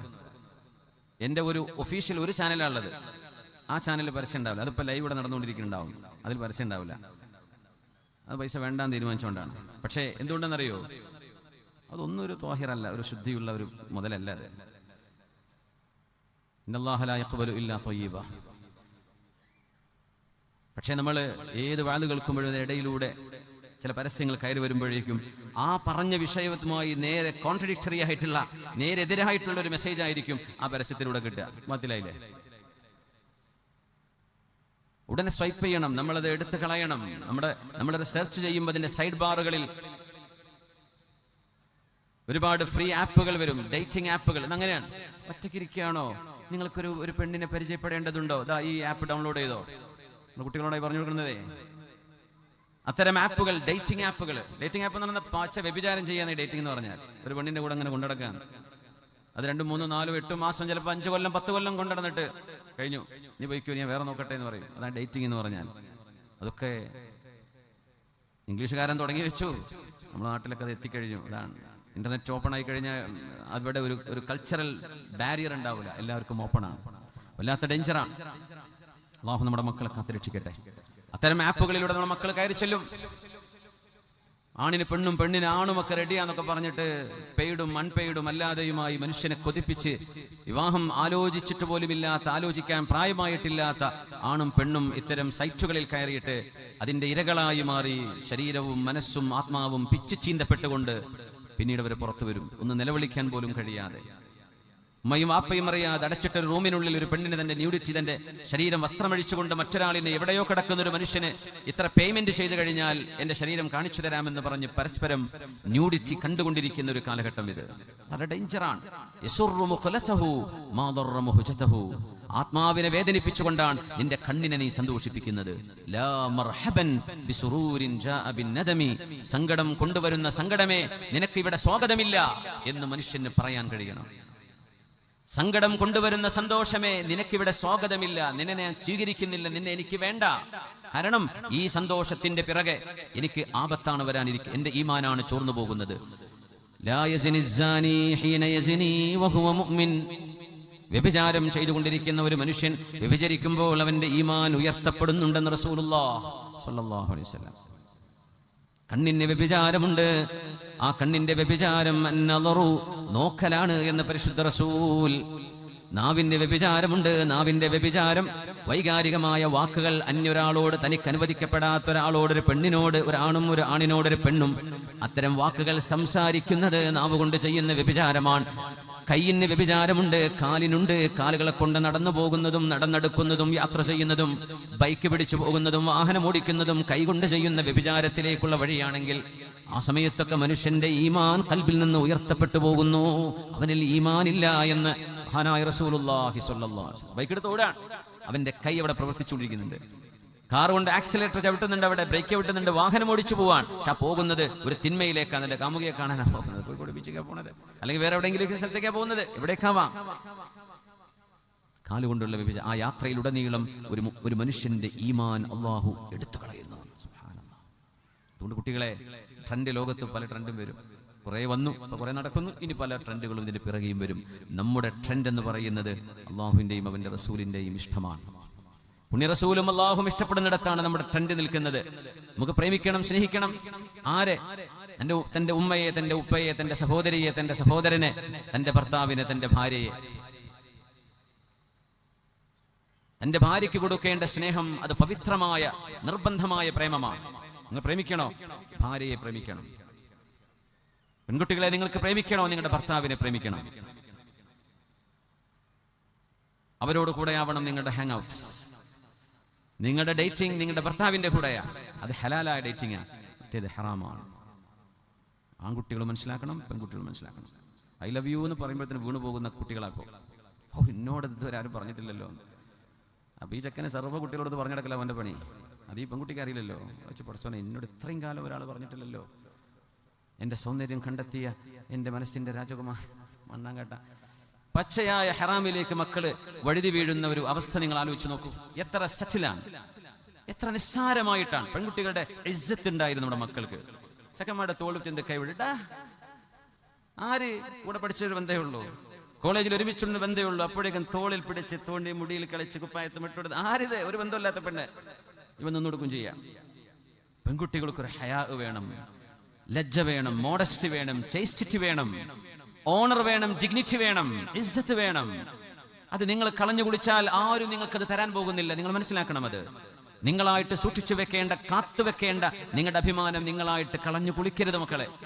ആൺകുട്ടികളും അങ്ങനെ തന്നെ പൂവാലന്മാരായി പിന്നാലെ നടന്ന് പെൺകുട്ടികളുടെ ജീവിതത്തിന് തടസ്സവും അപകടവും ഉണ്ടാക്കരുത്. അല്ലാഹു സുബ്ഹാനഹു വ തആല വലിയൊരു ഉത്തരവാദിത്വം അല്ലാഹു ആണിന്റെയും പെണ്ണിന്റെയും ചുമലിൽ വെച്ചു കൊടുത്തിരിക്കുകയാണ്. ആ ഉത്തരവാദിത്വ നിർവഹണത്തിന് ആണും പെണ്ണും വ്യത്യസ്തമായ 2 ഡ്യൂട്ടികൾ ഈ ലോകത്ത് നിർവഹിച്ചുകൊണ്ടിരിക്കണം. വലിയൊരു ദൗത്യമുണ്ട്. ശുദ്ധ റമദാൻ വരുന്നത് ഒരു പുനർവിചിന്തനത്തിന് സഹായകമാവട്ടെ. നമ്മുടെ ജീവിതം ഒന്ന് കഴുകി ശുദ്ധിയാക്കണം. അല്ലാഹു നമുക്ക് ഖൈർ തരട്ടെ. അലാ വസ്തൗസൂ ബിന്നിസാഇ ഖൈറാ. പുരുഷന്മാരെ മുഴുവനും ലോകത്ത് വരാനുള്ള ഒരു കുടുംബജീവിതം ആരംഭിച്ചു കഴിഞ്ഞ പുരുഷന്മാരായി ലോകത്ത് നിലനിൽക്കുന്ന മുഴുവൻ ആളുകളോടുമായി പുണ്യ റസൂലിന്റെ സ്വല്ലല്ലാഹു അലൈഹി വസല്ലം തങ്ങളുടെ അന്ത്യപ്രഭാഷണത്തിന്റെ ശകലമാണിത്. അലാ അറിയണേ, വസ്തൗസൂ ബിന്നിസാഇ ഖൈറാ. നിങ്ങളുടെ ആശ്രിതരായി, നിങ്ങളുടെ ജീവിത പങ്കാളിയായി, നിങ്ങളുടെ രഹസ്യമറിയാൻ, നിങ്ങളുടെ കൂടെ പടച്ചതമ്പുരാന്റെ നാമം ചൊല്ലി നിക്കാഹ് ചൊല്ലി നിങ്ങളുടെ കൂടെ വന്ന നിങ്ങളുടെ ഭാര്യമാരെ നിങ്ങൾ നന്നായി പരിരക്ഷിക്കണമേ. അവർക്ക് ഇമോഷണൽ പ്രൊട്ടക്ഷൻ കൊടുക്കുക. ശാരീരികമായ പ്രൊട്ടക്ഷൻ മാത്രമല്ല, ഇമോഷണൽ പ്രൊട്ടക്ഷൻ. ഞാൻ നിന്റെ കൂടെയുണ്ട്, നിങ്ങളവരെ വഴിയാധാരമാക്കി പോവല്ലേ. വസ്തൗസൂ ബിന്നിസാഇ ഖൈറാ ഫഇന്നമാ ഹുന്ന ഇൻദകും അവാൻ ഫഇന്നമാ ഹുന്ന അവാനുൻ ഇൻദകും. നിങ്ങളെ ആശ്രയിച്ചു കഴിയുന്നവരാണവർ. അലാ വഹഖുഹുന്ന അലൈക്കും അൻ തുഹ്സിനൂ ലഹുന്ന ഫീ കിസ്വതിഹിന്ന വതആമിഹിൻ. ആ പെണ്ണുങ്ങൾക്ക് അവകാശപ്പെട്ടതാണ് പുരുഷന്മാരെ, നിങ്ങൾ അവർക്ക് നല്ല ഭക്ഷണവും നല്ല വസ്ത്രവും നല്ല പെരുമാറ്റവും അവർക്ക് നൽകണമേ. ഹബീബായ നബി തങ്ങൾ പറഞ്ഞു, നിങ്ങളിൽ ഏറ്റവും നല്ലവർ ഖൈറുക്കും ഖൈറുക്കും ലിഅഹ്ലിഹി വഅന ഖൈറുക്കും ലിഅഹ്ലി. നിങ്ങളിൽ ഏറ്റവും നല്ലവർ നല്ല ഡിഗ്രി എടുത്തവരാണോ, PhD ഉള്ളവരാണോ, മെഡിസിൻ പഠിച്ചവരാണോ, എഞ്ചിനീയർ ആണോ, ഗൾഫിൽ അത്ര ശമ്പളമുള്ള ആളാണോ? ആരാ നിങ്ങളിൽ ഏറ്റവും നല്ലവര്? ആരാ നല്ലവര്? പുണ്യനബി ഞങ്ങൾ പഠിപ്പിച്ചു സ്വല്ലല്ലാഹു അലൈഹി വസല്ലം. കുറേ നിസ്കരിക്കുന്നവരോ, ആൾക്കാർക്ക് നിസ്കരിക്കാൻ സമയം കിട്ടൂല, അവർക്ക് ഫർളേ പറ്റുന്നുള്ളൂ. അവർ ജോലിക്ക് പോകുന്നവരാ, അവർ ഉറക്കൊഴിക്കുന്നവരാ, അവർക്ക് യാത്ര ചെയ്യേണ്ടി വരും, കുറെ നോമ്പ് വിൽക്കാൻ അവരെ കൊണ്ട് പറ്റില്ലെന്ന് വരും. ആരാണ് ഏറ്റവും നല്ലവർ? ഒരു മനുഷ്യനിലെ ഗുഡ്നെസ്, ഒരു മനുഷ്യന്റെ നന്മ അളക്കുന്നത് എങ്ങനെയാണ്? റസൂലുള്ളാഹി നമുക്കൊക്കെ താവാൻ പറ്റും. ഖൈറുക്കും, the best of you, നിങ്ങളിൽ ഏറ്റവും നല്ലവർ. ഖൈറുക്കും ലിഅഹ്ലിഹി are the best to their wives. സ്വന്തം കെട്ടിക്കൊണ്ടെന്ന പെണ്ണിനോട് നല്ല നിലക്ക് സ്നേഹത്തോടെ പെരുമാറാൻ കഴിയുന്ന ഭർത്താവാണ് ലോകത്തെ ഏറ്റവും നല്ല മനുഷ്യനെന്ന് പുണ്യ റസൂൽ സ്വല്ലല്ലാഹു അലൈഹി വസല്ലം. നമ്മുടെ പള്ളി കമ്മിറ്റി ആയിരിക്കും, നമ്മൾ ഉറൂസ് കമ്മിറ്റിയിലുണ്ടാവും, നേർച്ച കമ്മിറ്റിയിലുണ്ടാവും, പഞ്ചായത്ത് കമ്മിറ്റിയിലുണ്ടാവും, പാർട്ടിയുടെ പ്രധാന സാരഥ്യം വഹിക്കുന്ന ആളുകളൊക്കെ ആയിരിക്കാം. അതോടൊപ്പം നമ്മൾ നമ്മുടെ വീട്ടിലെ ഏറ്റവും നല്ല ഭർത്താവും നല്ല വാപ്പയുമാവാൻ കഴിയണം. അപ്പോഴേ നമ്മൾ നന്നാവുള്ളൂ. അല്ലെങ്കിൽ നാട്ടുകാരുടെ മുമ്പിൽ നമ്മൾ നല്ലവരായിരിക്കാം. നമ്മൾ നല്ലവരാകുന്നത് ഖൈറുക്കും ലിഅഹ്ലിഹി, സ്വന്തം ഭാര്യയോട് ഏറ്റവും നന്നായി പെരുമാറുന്നവരാണ്. എന്തുകൊണ്ടാണ് ഈ പ്രേമം വേണ്ടെന്ന് പറയാൻ കാരണം അറിയോ? അത് ഉത്തരവാദിത്വമില്ലാത്ത കളിയാണ്. അത് എപ്പോഴും ഇട്ടേച്ചോടാൻ പറ്റും. പെണ്ണ് വിചാരിക്കും അല്ലാഹ് ഇവനെ കെട്ടാൻ പോകുന്നതാണ്, അപ്പൊ പിന്നെ അവൾ ഉള്ളത് മുഴുവൻ അപ്പുറം അങ്ങോട്ട് കൊടുക്കും. അവന് കിട്ടേണ്ടത് കിട്ടിക്കഴിഞ്ഞാൽ അവൻ പിന്നെ വേറെ മെച്ചിൽപ്പുറം തേടി പോകും. അത് പുരുഷന്മാരുടെ പ്രകൃതം ബഹുഭൂരിഭാഗം അങ്ങനെയാണ്. പെൺകുട്ടികളുടെ ചിന്തകൾ അങ്ങനെ ആവണമെന്നില്ല. അവർ നിഷ്കളങ്കമായും ആത്മാർത്ഥമായും സ്നേഹിച്ചു തുടങ്ങി. അങ്ങനെയൊന്നും ഇപ്പുറത്തെ സൈഡിൽ ഉണ്ടായിക്കൊള്ളുന്നില്ല മോളെ, അത് നീ മനസ്സിലാക്കണം. ഇട്ടേച്ചു പോകും. വ്യഭിചാരത്തിൽ നിന്നൊരു കുഞ്ഞ് ജനിച്ചെന്ന് വരും, അതിന് അബോർഷൻ ചെയ്തെന്ന് വരും, അല്ലെങ്കിൽ അത് എങ്ങനെയെങ്കിലും അതിനെ ഓവർകം ചെയ്തെന്ന് വരാം. ഹറാമുകൾ ആരംഭിച്ചു കഴിഞ്ഞു, മാനസികമായി തകരും. അവൻ എവിടെയെങ്കിലും ഉപേക്ഷിച്ചു പോയി, എനിക്ക് നിന്നെ വേണ്ടാന്നൊരു മെസ്സേജ് കൂടെ വന്നാൽ അവൾ തകരും. ചിലർ ആത്മഹത്യയിലേക്ക് പോകും. ഇനി എനിക്ക് ഒരാളെ സ്വീകരിക്കാൻ കഴിയില്ല, എൻ്റെ മനസ്സിൽ ഒരാൾ കയറിക്കൂടി, ഇനി എൻ്റെ മനസ്സിന് ഒരാൾ ഉൾക്കൊള്ളാൻ ഒക്കെ ശരിയാണ്. കാം ഡൗൺ, റിയാലിറ്റി മനസ്സിലാക്കണം. അതങ്ങനെ സംഭവിച്ചു. ഇവിടെ നിന്റെ ജീവിതം നിനക്ക് പരിശുദ്ധമാക്കാൻ ഇനിയും അവസരമുണ്ട്. തൗബ ചെയ്യുക, അല്ലാഹുവിലേക്ക് മടങ്ങുമോളെ. ഹലാലായ ഒരു ഭർത്താവിനെ നീ സ്വീകരിക്കുക. ഒരു ഭർത്താവ് എന്ന് പറയുന്ന ഉത്തരവാദിത്വമാണ്. വഅഖദന മിൻകും മീസാഖൻ ഗലീളാ. It's a divine covenant. പടച്ചതമ്പുരാന്റെ നാമം ചൊല്ലിയുള്ള ഒരു ഉത്തരവാദിത്വം ഏറ്റെടുക്കലാണ് നിക്കാഹ് എന്ന് പറഞ്ഞ സവ്വജ്തുക വൻകഹ്തുക എന്ന് പറഞ്ഞ് ഖബിൽതു മിൻക നിക്കാഹഹ വതസ്വീജഹ ബിഹാദൽ മഹരി എന്ന് പറയുമ്പോൾ ആ പെണ്ണിൻ അവളിൽ നിന്ന് ജനിക്കുന്ന മക്കളുടെ ഔദ്യോഗിക പിതാവ് ഇവനാണ്. അവളുടെ ഔദ്യോഗിക ഗാർഡിയൻ ഇവനാണ്. അവളെ രക്ഷിക്കേണ്ടത്, അവളെ സംരക്ഷിക്കേണ്ടത്, അവൾക്ക് ഇമോഷണൽ, ഫിസിക്കൽ, ഇക്കണോമിക്കൽ സ്ട്രെങ്ത് നൽകേണ്ടത് ഇവനാണ്, ഈ ഭർത്താവാണ്. ഈ ഉത്തരവാദിത്വത്തിൽ നിന്ന് ഒഴിഞ്ഞു മാറാൻ ഒരു ഭർത്താവിന് കഴിയില്ല. നിക്കാഹ് ചൊല്ലിക്കഴിഞ്ഞാൽ കാമുകന് ഒഴിഞ്ഞുമാറുക എളുപ്പമാണ്.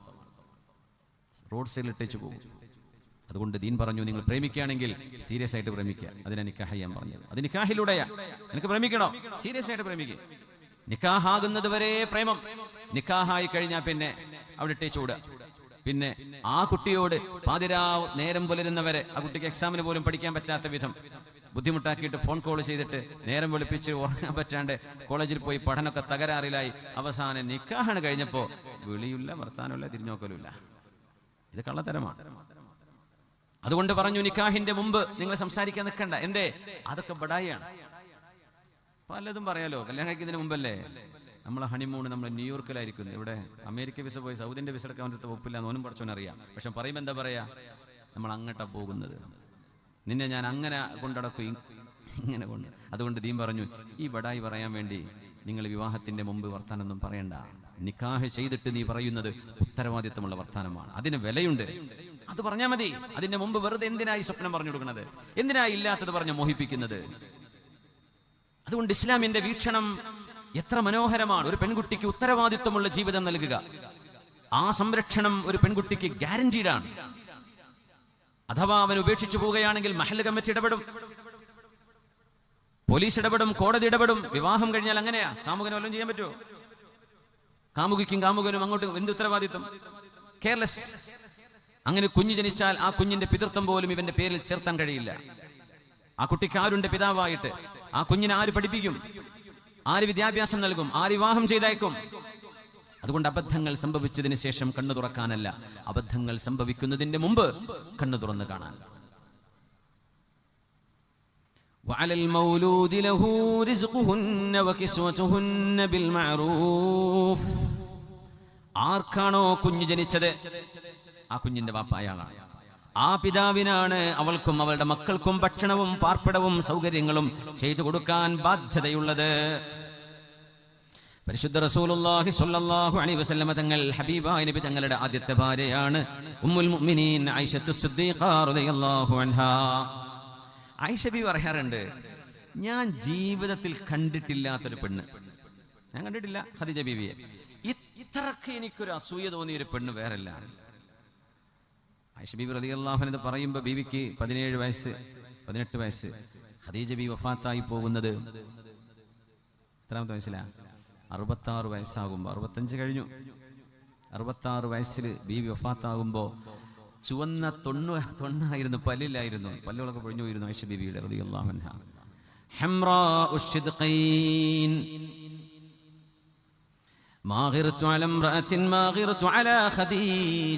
എന്തിന്? ഖദീജ ബീവി എന്ന തന്റെ ഭാര്യയെ അഷ്റഫുൽ ഖൽഖ് തങ്ങൾ അത്രമേൽ സ്നേഹിച്ചിരുന്നു. പ്രേമിക്കണോ? ഭാര്യയെ പ്രേമിക്കാൻ. അതാണ് ഇസ്ലാമിന്റെ നിലപാട്. അതിനെ പറ്റി ഭാര്യനെ സ്വീകരിച്ചാൽ മതി.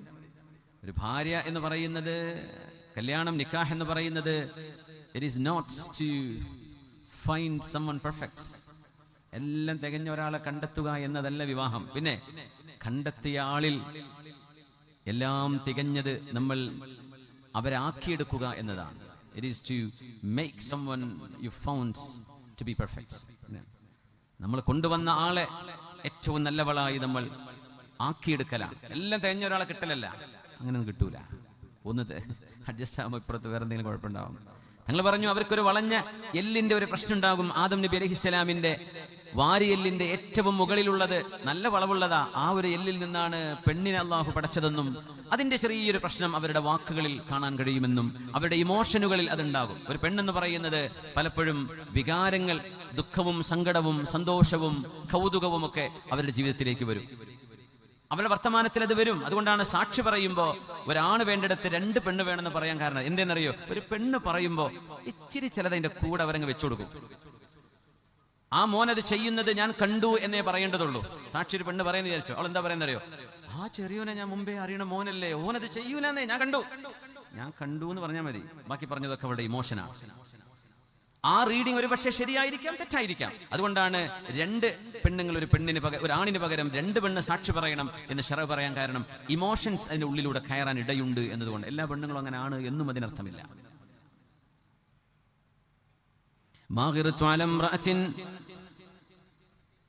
മാഗിറതു അലാ ഖദീജ, പുണ്യനബി തങ്ങളുടെ പ്രിയപ്പെട്ട ഭാര്യയായ ഖദീജ ബീവി റളിയല്ലാഹു അൻഹയോട് എനിക്കുണ്ടായ അസൂയ പോലെ ഹബീബിന്റെ ചെറുപ്പക്കാരികളായ മറ്റു ഭാര്യമാരോട് പോലും എനിക്ക് തോന്നിയിട്ടില്ല. അത്രമേൽ എനിക്ക് അസൂയ തോന്നിയ ഹബീബിന്റെ ഭാര്യയാണ് ഖദീജ ബീവി റളിയല്ലാഹു അൻഹാ.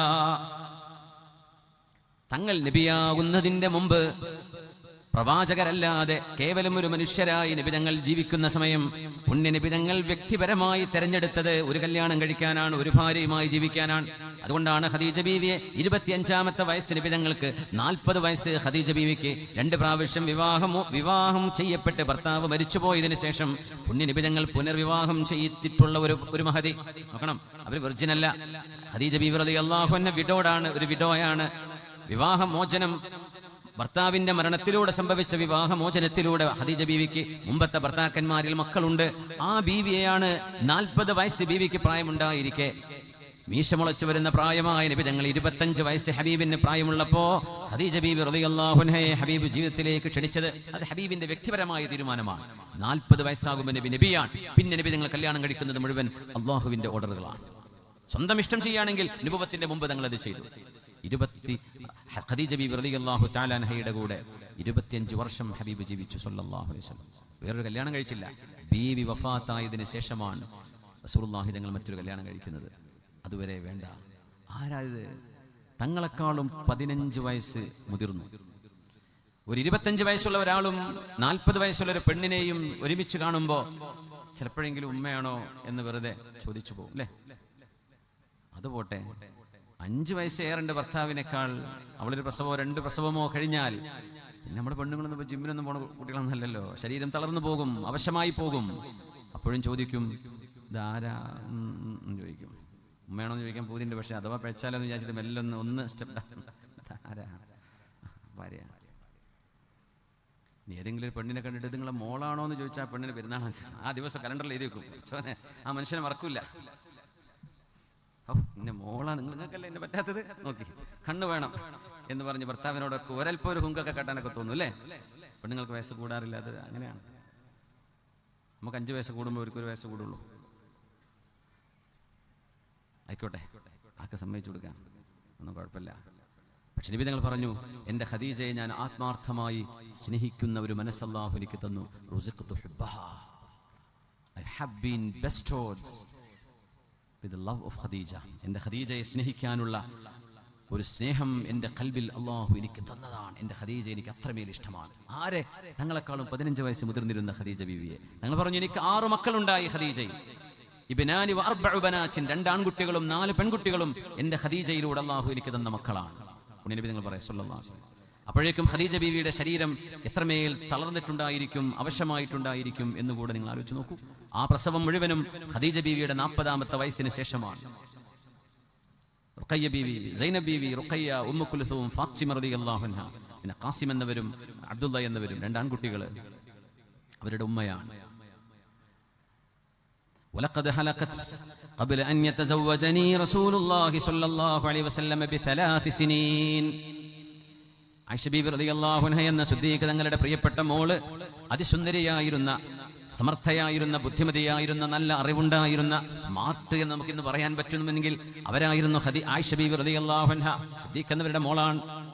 എന്നെ പുണ്യ റസൂല് കല്യാണം കഴിക്കുന്നതിന്റെ 3 കൊല്ലം മുമ്പ് ഖദീജ ബീബി റളിയല്ലാഹു അൻഹ ലോകത്തോട് വിട പറഞ്ഞു പോയിട്ടുണ്ട്. ബീവി മരിച്ച് വഫാത്തായി. ബീവി അന്ത്യവിഷം കൊള്ളുന്ന മക്കയിലാണ്, അറിയാലോ, ജന്നത്തുൽ മുഅല്ലയിൽ. 3 വർഷം കഴിഞ്ഞതിന് ശേഷമാണ് എന്നെ റസൂല് കല്യാണം കഴിക്കുന്നതിന്. എനിക്ക് ഖദീജ ബീവി അറിയില്ല. ലിമാ കുൻതു അസ്മഉഹു യദ്കുറുഹാ, എൻ്റെ ഖദീജയെ എൻ്റെ റസൂൽ ഓർക്കുന്നത് എനിക്ക് ധാരാളം കേൾക്കാമായിരുന്നു. അതുകൊണ്ടാണ് എനിക്ക് അസൂയ വരാൻ ഒരു കാരണം. എൻ്റെ ഖദീജയെ പുണ്യനബി ഞങ്ങൾ ഇങ്ങനെ ഖദീജ റളിയല്ലാഹു അൻഹയെ ഓർത്തിട്ട് ഇങ്ങനെ പറയും, എൻ്റെ ഖദീജ ജീവിച്ചിരിപ്പുണ്ടായിരുന്നെങ്കിൽ, ഒരു നല്ല ഭക്ഷണം വീട്ടിൽ വന്നാലേ തങ്ങൾ അപ്പം പറയും, ഓ എൻ്റെ ഖദീജ ഇതൊക്കെ തിന്നാൻ എൻ്റെ കൂടെ ഉണ്ടായിരുന്നെങ്കിൽ. ബി വഫാത്തായതിനു ശേഷം ആലോചിച്ചു, ജീവിച്ചിരിക്കുമ്പോൾ കുറച്ചൊക്കെ നമ്മൾ ചിലപ്പോൾ അഡ്ജസ്റ്റ് ചെയ്ത് കുറച്ച് നുണയൊക്കെ പറഞ്ഞ് നീ തന്നെയാണ് ലോകസുന്ദരി എന്നൊക്കെ പറഞ്ഞിട്ടുണ്ടാവും. മരിച്ചു കഴിഞ്ഞാൽ നമുക്കത് പറയാൻ പറ്റുമോ? ആ സ്ത്രീ അത് കേൾക്കുന്നില്ല. നമ്മുടെ ഭാര്യ ജീവിച്ചിരിപ്പില്ല. എന്നിട്ട് ഞാൻ ഒരു കാര്യം എൻ്റെ ചേർത്ത് പറയട്ടെ, ഇതുമായി ബന്ധപ്പെട്ടതല്ല, എന്നാലും എനിക്കൊരു കണക്ഷൻ കിട്ടിയതെന്ന് പറയാം. നമ്മളെ അള്ളാഹു നമുക്കൊക്കെ ആയുസ് തരട്ടെ. മരിച്ചു കഴിഞ്ഞാൽ ലേഖനം, അനുസ്മരണ പതിപ്പ്, അനുസ്മരണ സമ്മേളനം, എന്നിട്ട് പറയും നല്ല മനുഷ്യനായിരുന്നു, നിങ്ങൾക്ക് അറിയണോ, എന്നിട്ട് പറഞ്ഞിട്ട് അങ്ങനെ ആ മനുഷ്യൻ ചെയ്ത നന്മകളൊക്കെ പറയും. ജീവിച്ചിരിക്കുമ്പോൾ ഈ സാധുവിന് ഇതൊന്നും ഒന്നും കേൾക്കാൻ നമ്മൾ അവസരം കൊടുക്കൂല. മരിക്കണ വരെ ഉണ്ടെന്നില്ലല്ലോ നമ്മള്. മരിച്ചു കഴിഞ്ഞാൽ അങ്ങനെ പറയും, ഭയങ്കര അങ്ങനെ പറയാം, അത് വേറെ വിഷയം. ഇതൊക്കെ മഹാസിന മൗത്താക്കും, മരിച്ചവരെ പറ്റി നല്ലതേ പറയാം. പക്ഷെ ആ നല്ലത് ഒരു മനുഷ്യൻ ജീവിച്ചിരിക്കുമ്പോൾ പറഞ്ഞൂടെ? അയാളെ മുമ്പിൽ പറയണ്ട, ഒരാളെ മുമ്പിലിരുത്തി പറയാൻ പാടില്ല. എന്നാലും ആ മനുഷ്യൻ ജീവിച്ചിരിക്കെ അയാളുടെ അഭാവത്തിൽ അയാൾ ചെയ്ത നന്മകളെ, അയാൾ ചെയ്ത സൽക്കർമ്മങ്ങൾ നമ്മൾ എപ്പോഴെങ്കിലും പറയാറുണ്ടോ? നമ്മൾ പറയാറ്. മരിച്ചു കഴിഞ്ഞാൽ ഭയങ്കര നോട്ടീസ് ഇറങ്ങും. വാട്സപ്പിലൊക്കെ എഴുതി താഴോട്ട് പോയി കുഴങ്ങും. നമ്മൾ അത്രക്കും ജീവിച്ചിരിക്കുന്ന ഈ സാധുവിന് ഇത് കേൾക്കാൻ ഒരു അവസരം ഉണ്ടായിട്ടുണ്ടാവില്ല. രോഗിയായി കിടന്നിട്ട് 2-2.5 കൊല്ലം കഴിഞ്ഞു, നമ്മൾ പോയി നോക്കിയിട്ടില്ല. ഇനി മരിച്ചാൽ എല്ലാവരും ഒരുമിച്ച് കൂടും, ഗൾഫിൽ നിന്ന് ഒരാൾ വരും. ജീവിച്ചിരിക്കുമ്പോൾ ആ മനുഷ്യനൊരു മുഖം കാണിച്ചു കൊടുത്ത്, പഴയകാല ആ പറമ്പിൽ പന്ത് കളിച്ചിരുന്ന ചങ്ങാതിമാരല്ലേ നമ്മളൊക്കെ എന്ന് പറഞ്ഞ് ഒന്ന് ചെന്ന് നോക്കി ആ മനുഷ്യനെ സന്തോഷിപ്പിക്കാൻ. ക്യാൻസർ പിടിപെട്ട് കിടക്കാൻ, രക്ഷപ്പെടുമോ എന്നറിയില്ല. ആ മനുഷ്യന്റെ കണ്ണിന് സന്തോഷം കൊടുക്കാൻ ഇടക്കൊന്ന് പോയി നോക്കുക. അതൊന്നും മരിക്കണ വരെ കാത്തിരിക്കും. മരിച്ചു കഴിഞ്ഞാൽ രാവിലെ മുതൽ നമ്മൾ അവിടെ അങ്ങനെ ഇരിക്കും. ആയിക്കോട്ടെ, അത് നല്ല കാര്യം തന്നെ. ഇത്തബിഉൽ ജനായിസ്, ജനാസന്റെ കൂടെ പോകണം. പക്ഷെ ജീവിച്ചിരിക്കുമ്പോൾ കൊടുക്കാൻ കഴിയണം.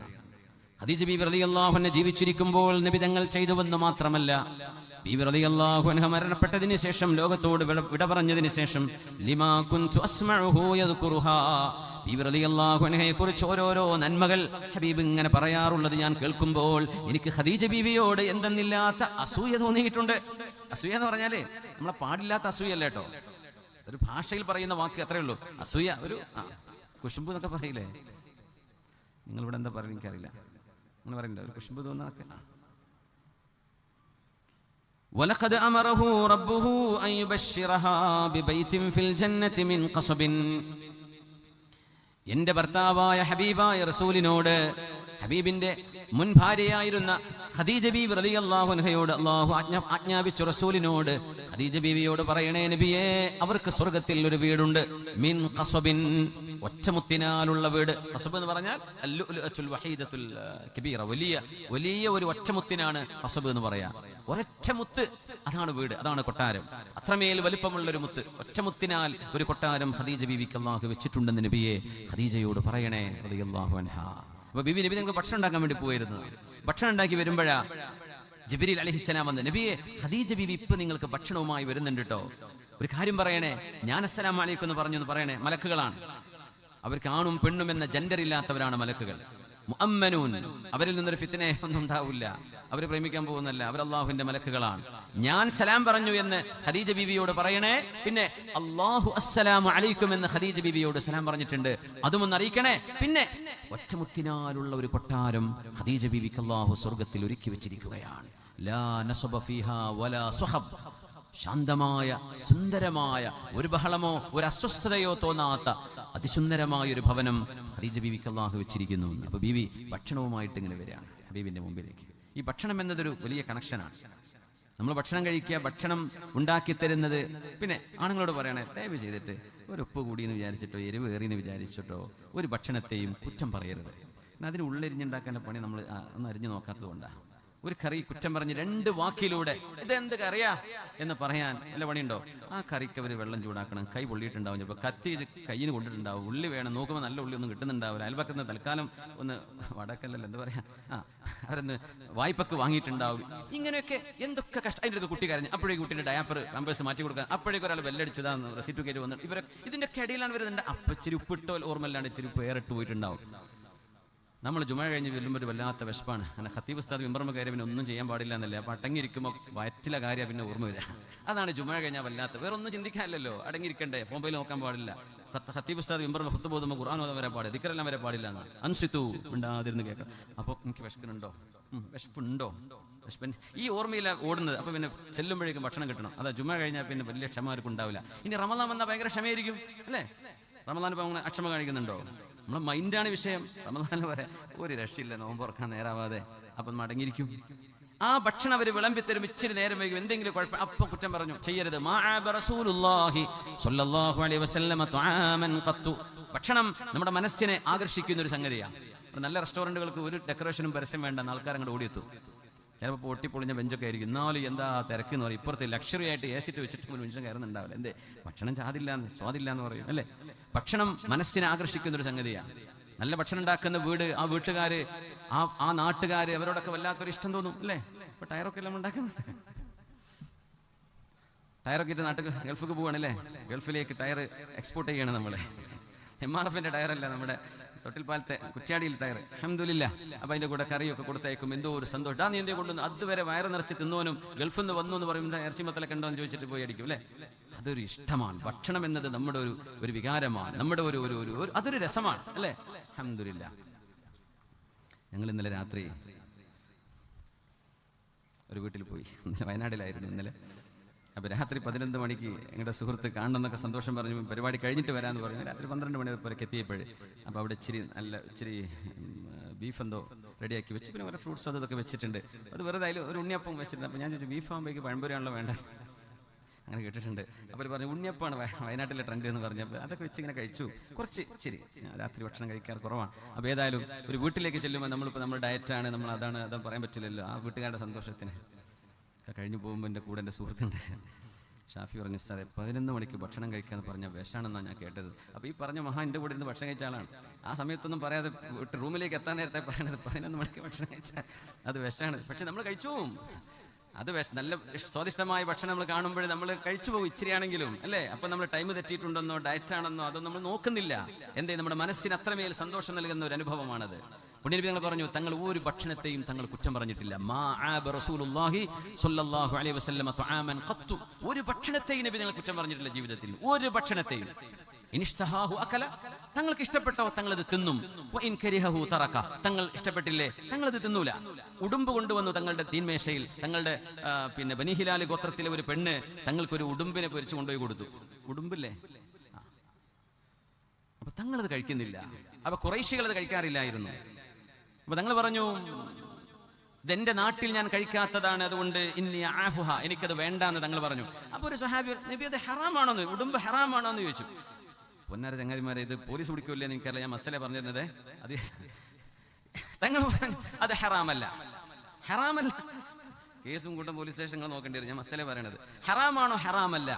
ഇതങ്ങോട്ട് പറഞ്ഞപ്പോ ഖാലിദ് വലീദ് റളിയല്ലാഹു അൻഹു ആ ഉടുമ്പിനെ ഇങ്ങോട്ട് വലിച്ചിട്ട് ഒറ്റയ്ക്ക് മുഴുവൻ കഴിച്ചു. ഖാലിദ് വലീദ് റളിയല്ലാഹു അൻഹു തങ്ങൾ ഇഷ്ടപ്പെട്ടില്ല, തങ്ങൾ കഴിച്ചില്ല. തങ്ങൾ ചെയ്തെന്താ അങ്ങനെയൊന്നും തങ്ങൾ പറയൂല. ഇഷ്ടപ്പെട്ടില്ലേ തങ്ങൾ കഴിക്കൂല. അപ്പൊ അവർ ചോദിച്ചു ഹറാമാണോ? തങ്ങൾ പറഞ്ഞു ഹറാമല്ല, പക്ഷെ എനിക്ക് എന്റെ നാട്ടുകാർ ഖുറൈശികൾ അത് കഴിക്കാറില്ല, അതുകൊണ്ട് എനിക്ക് വേണ്ടാന്ന് പറഞ്ഞു.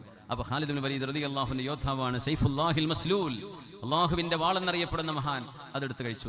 റളിയല്ലാഹു തആല അൻഹു. മാ അബ റസൂലുള്ളാഹ്, he never complains of any food. ഒരു ഭക്ഷണവും നമ്മൾ എന്ത് ചെയ്യും, നമുക്ക് അഭിപ്രായം പറയാം, കുറ്റം പറയാം. ഇത് എന്ത് ഭക്ഷണം, അങ്ങനെ പറയരുത്. അടുത്ത പ്രാവശ്യം ഉപ്പൊക്കെ ഒന്ന് കുറച്ചാൽ നന്നായിരിക്കട്ടോ എന്ന് പറയാം. ഇച്ചിരി കൂടുന്നുണ്ടോ ഒന്ന് ശ്രദ്ധിച്ചാൽ നമുക്ക് വയറിനൊക്കെ നല്ലതല്ലേ, ഇച്ചിരി നോക്കണേ, ബാക്കിയൊക്കെ റെഡിയാണ്, ഉഷാറാണ് എന്ന് പറയാം, അഭിപ്രായം പറയാം. പക്ഷെ കുറ്റം പറയരുത്. അത് കാരണം അത് ഉണ്ടാക്കി വെക്കുന്ന മനുഷ്യനുണ്ടാക്കുന്ന വേദന, അത് ആണായാലും പെണ്ണായാലും ഭയങ്കര വേദനയായിരിക്കും. അതുണ്ടാക്കുന്ന ആളുകളുടെ വിഷമം നമ്മൾ കാണണം. അത് റെസ്റ്റോറൻറ്റ് പോയിട്ടും എന്തായാലും പൈസ കൊടുക്കേണ്ടി വരും, മുണ്ടാണ്ട് പോവുക, അടുത്ത പ്രാവശ്യം വരണ്ട. അവിടെ ചെന്നിട്ട് തട്ടിക്കരുത്, എന്ത് ഫുഡാണ് അങ്ങനെയാണെങ്കിൽ പറ്റിയിട്ടില്ലേ, ആരങ്ങോട്ട് വിളിച്ചെടുത്ത് നമ്മൾ പോയി കഴിച്ചതല്ലേ, അപ്പൊ അവരുടെ ബില്ല് വാങ്ങിച്ച് കൊടുക്കുക, പിന്നെ പൊയ്ക്കോ, കുറ്റം പറയരുത്. ഇത് മുസ്ലിമിന്റെ ഒരു സംസ്കാരമാണ്. പുണ്യനബി തങ്ങളത് വീട്ടിൽ നിന്ന് തുടങ്ങി. ഒരാളോടും ഒരു ഭക്ഷണവും ഹബീബ് കുറ്റം പറഞ്ഞില്ലെന്നാണ് സല്ലല്ലാഹു അലൈഹി വസല്ലം. പെണ്ണുങ്ങൾക്ക് ഭയങ്കര ഇഷ്ടമായിരിക്കും ഇന്നത്തെ വേല. അള്ളാഹ് പറഞ്ഞു കൊടുക്കും, മൂല്യരെ പറഞ്ഞു കൊടുക്കുക, നമ്മൾ വീട്ടിലൊക്കെ തന്നെയാണ് പ്രശ്നം എന്നൊക്കെ ചിലപ്പോൾ ഉള്ളിൽ അവർ പറയുന്നുണ്ടാവും. കുറ്റം പറയുന്നവരുണ്ടാ?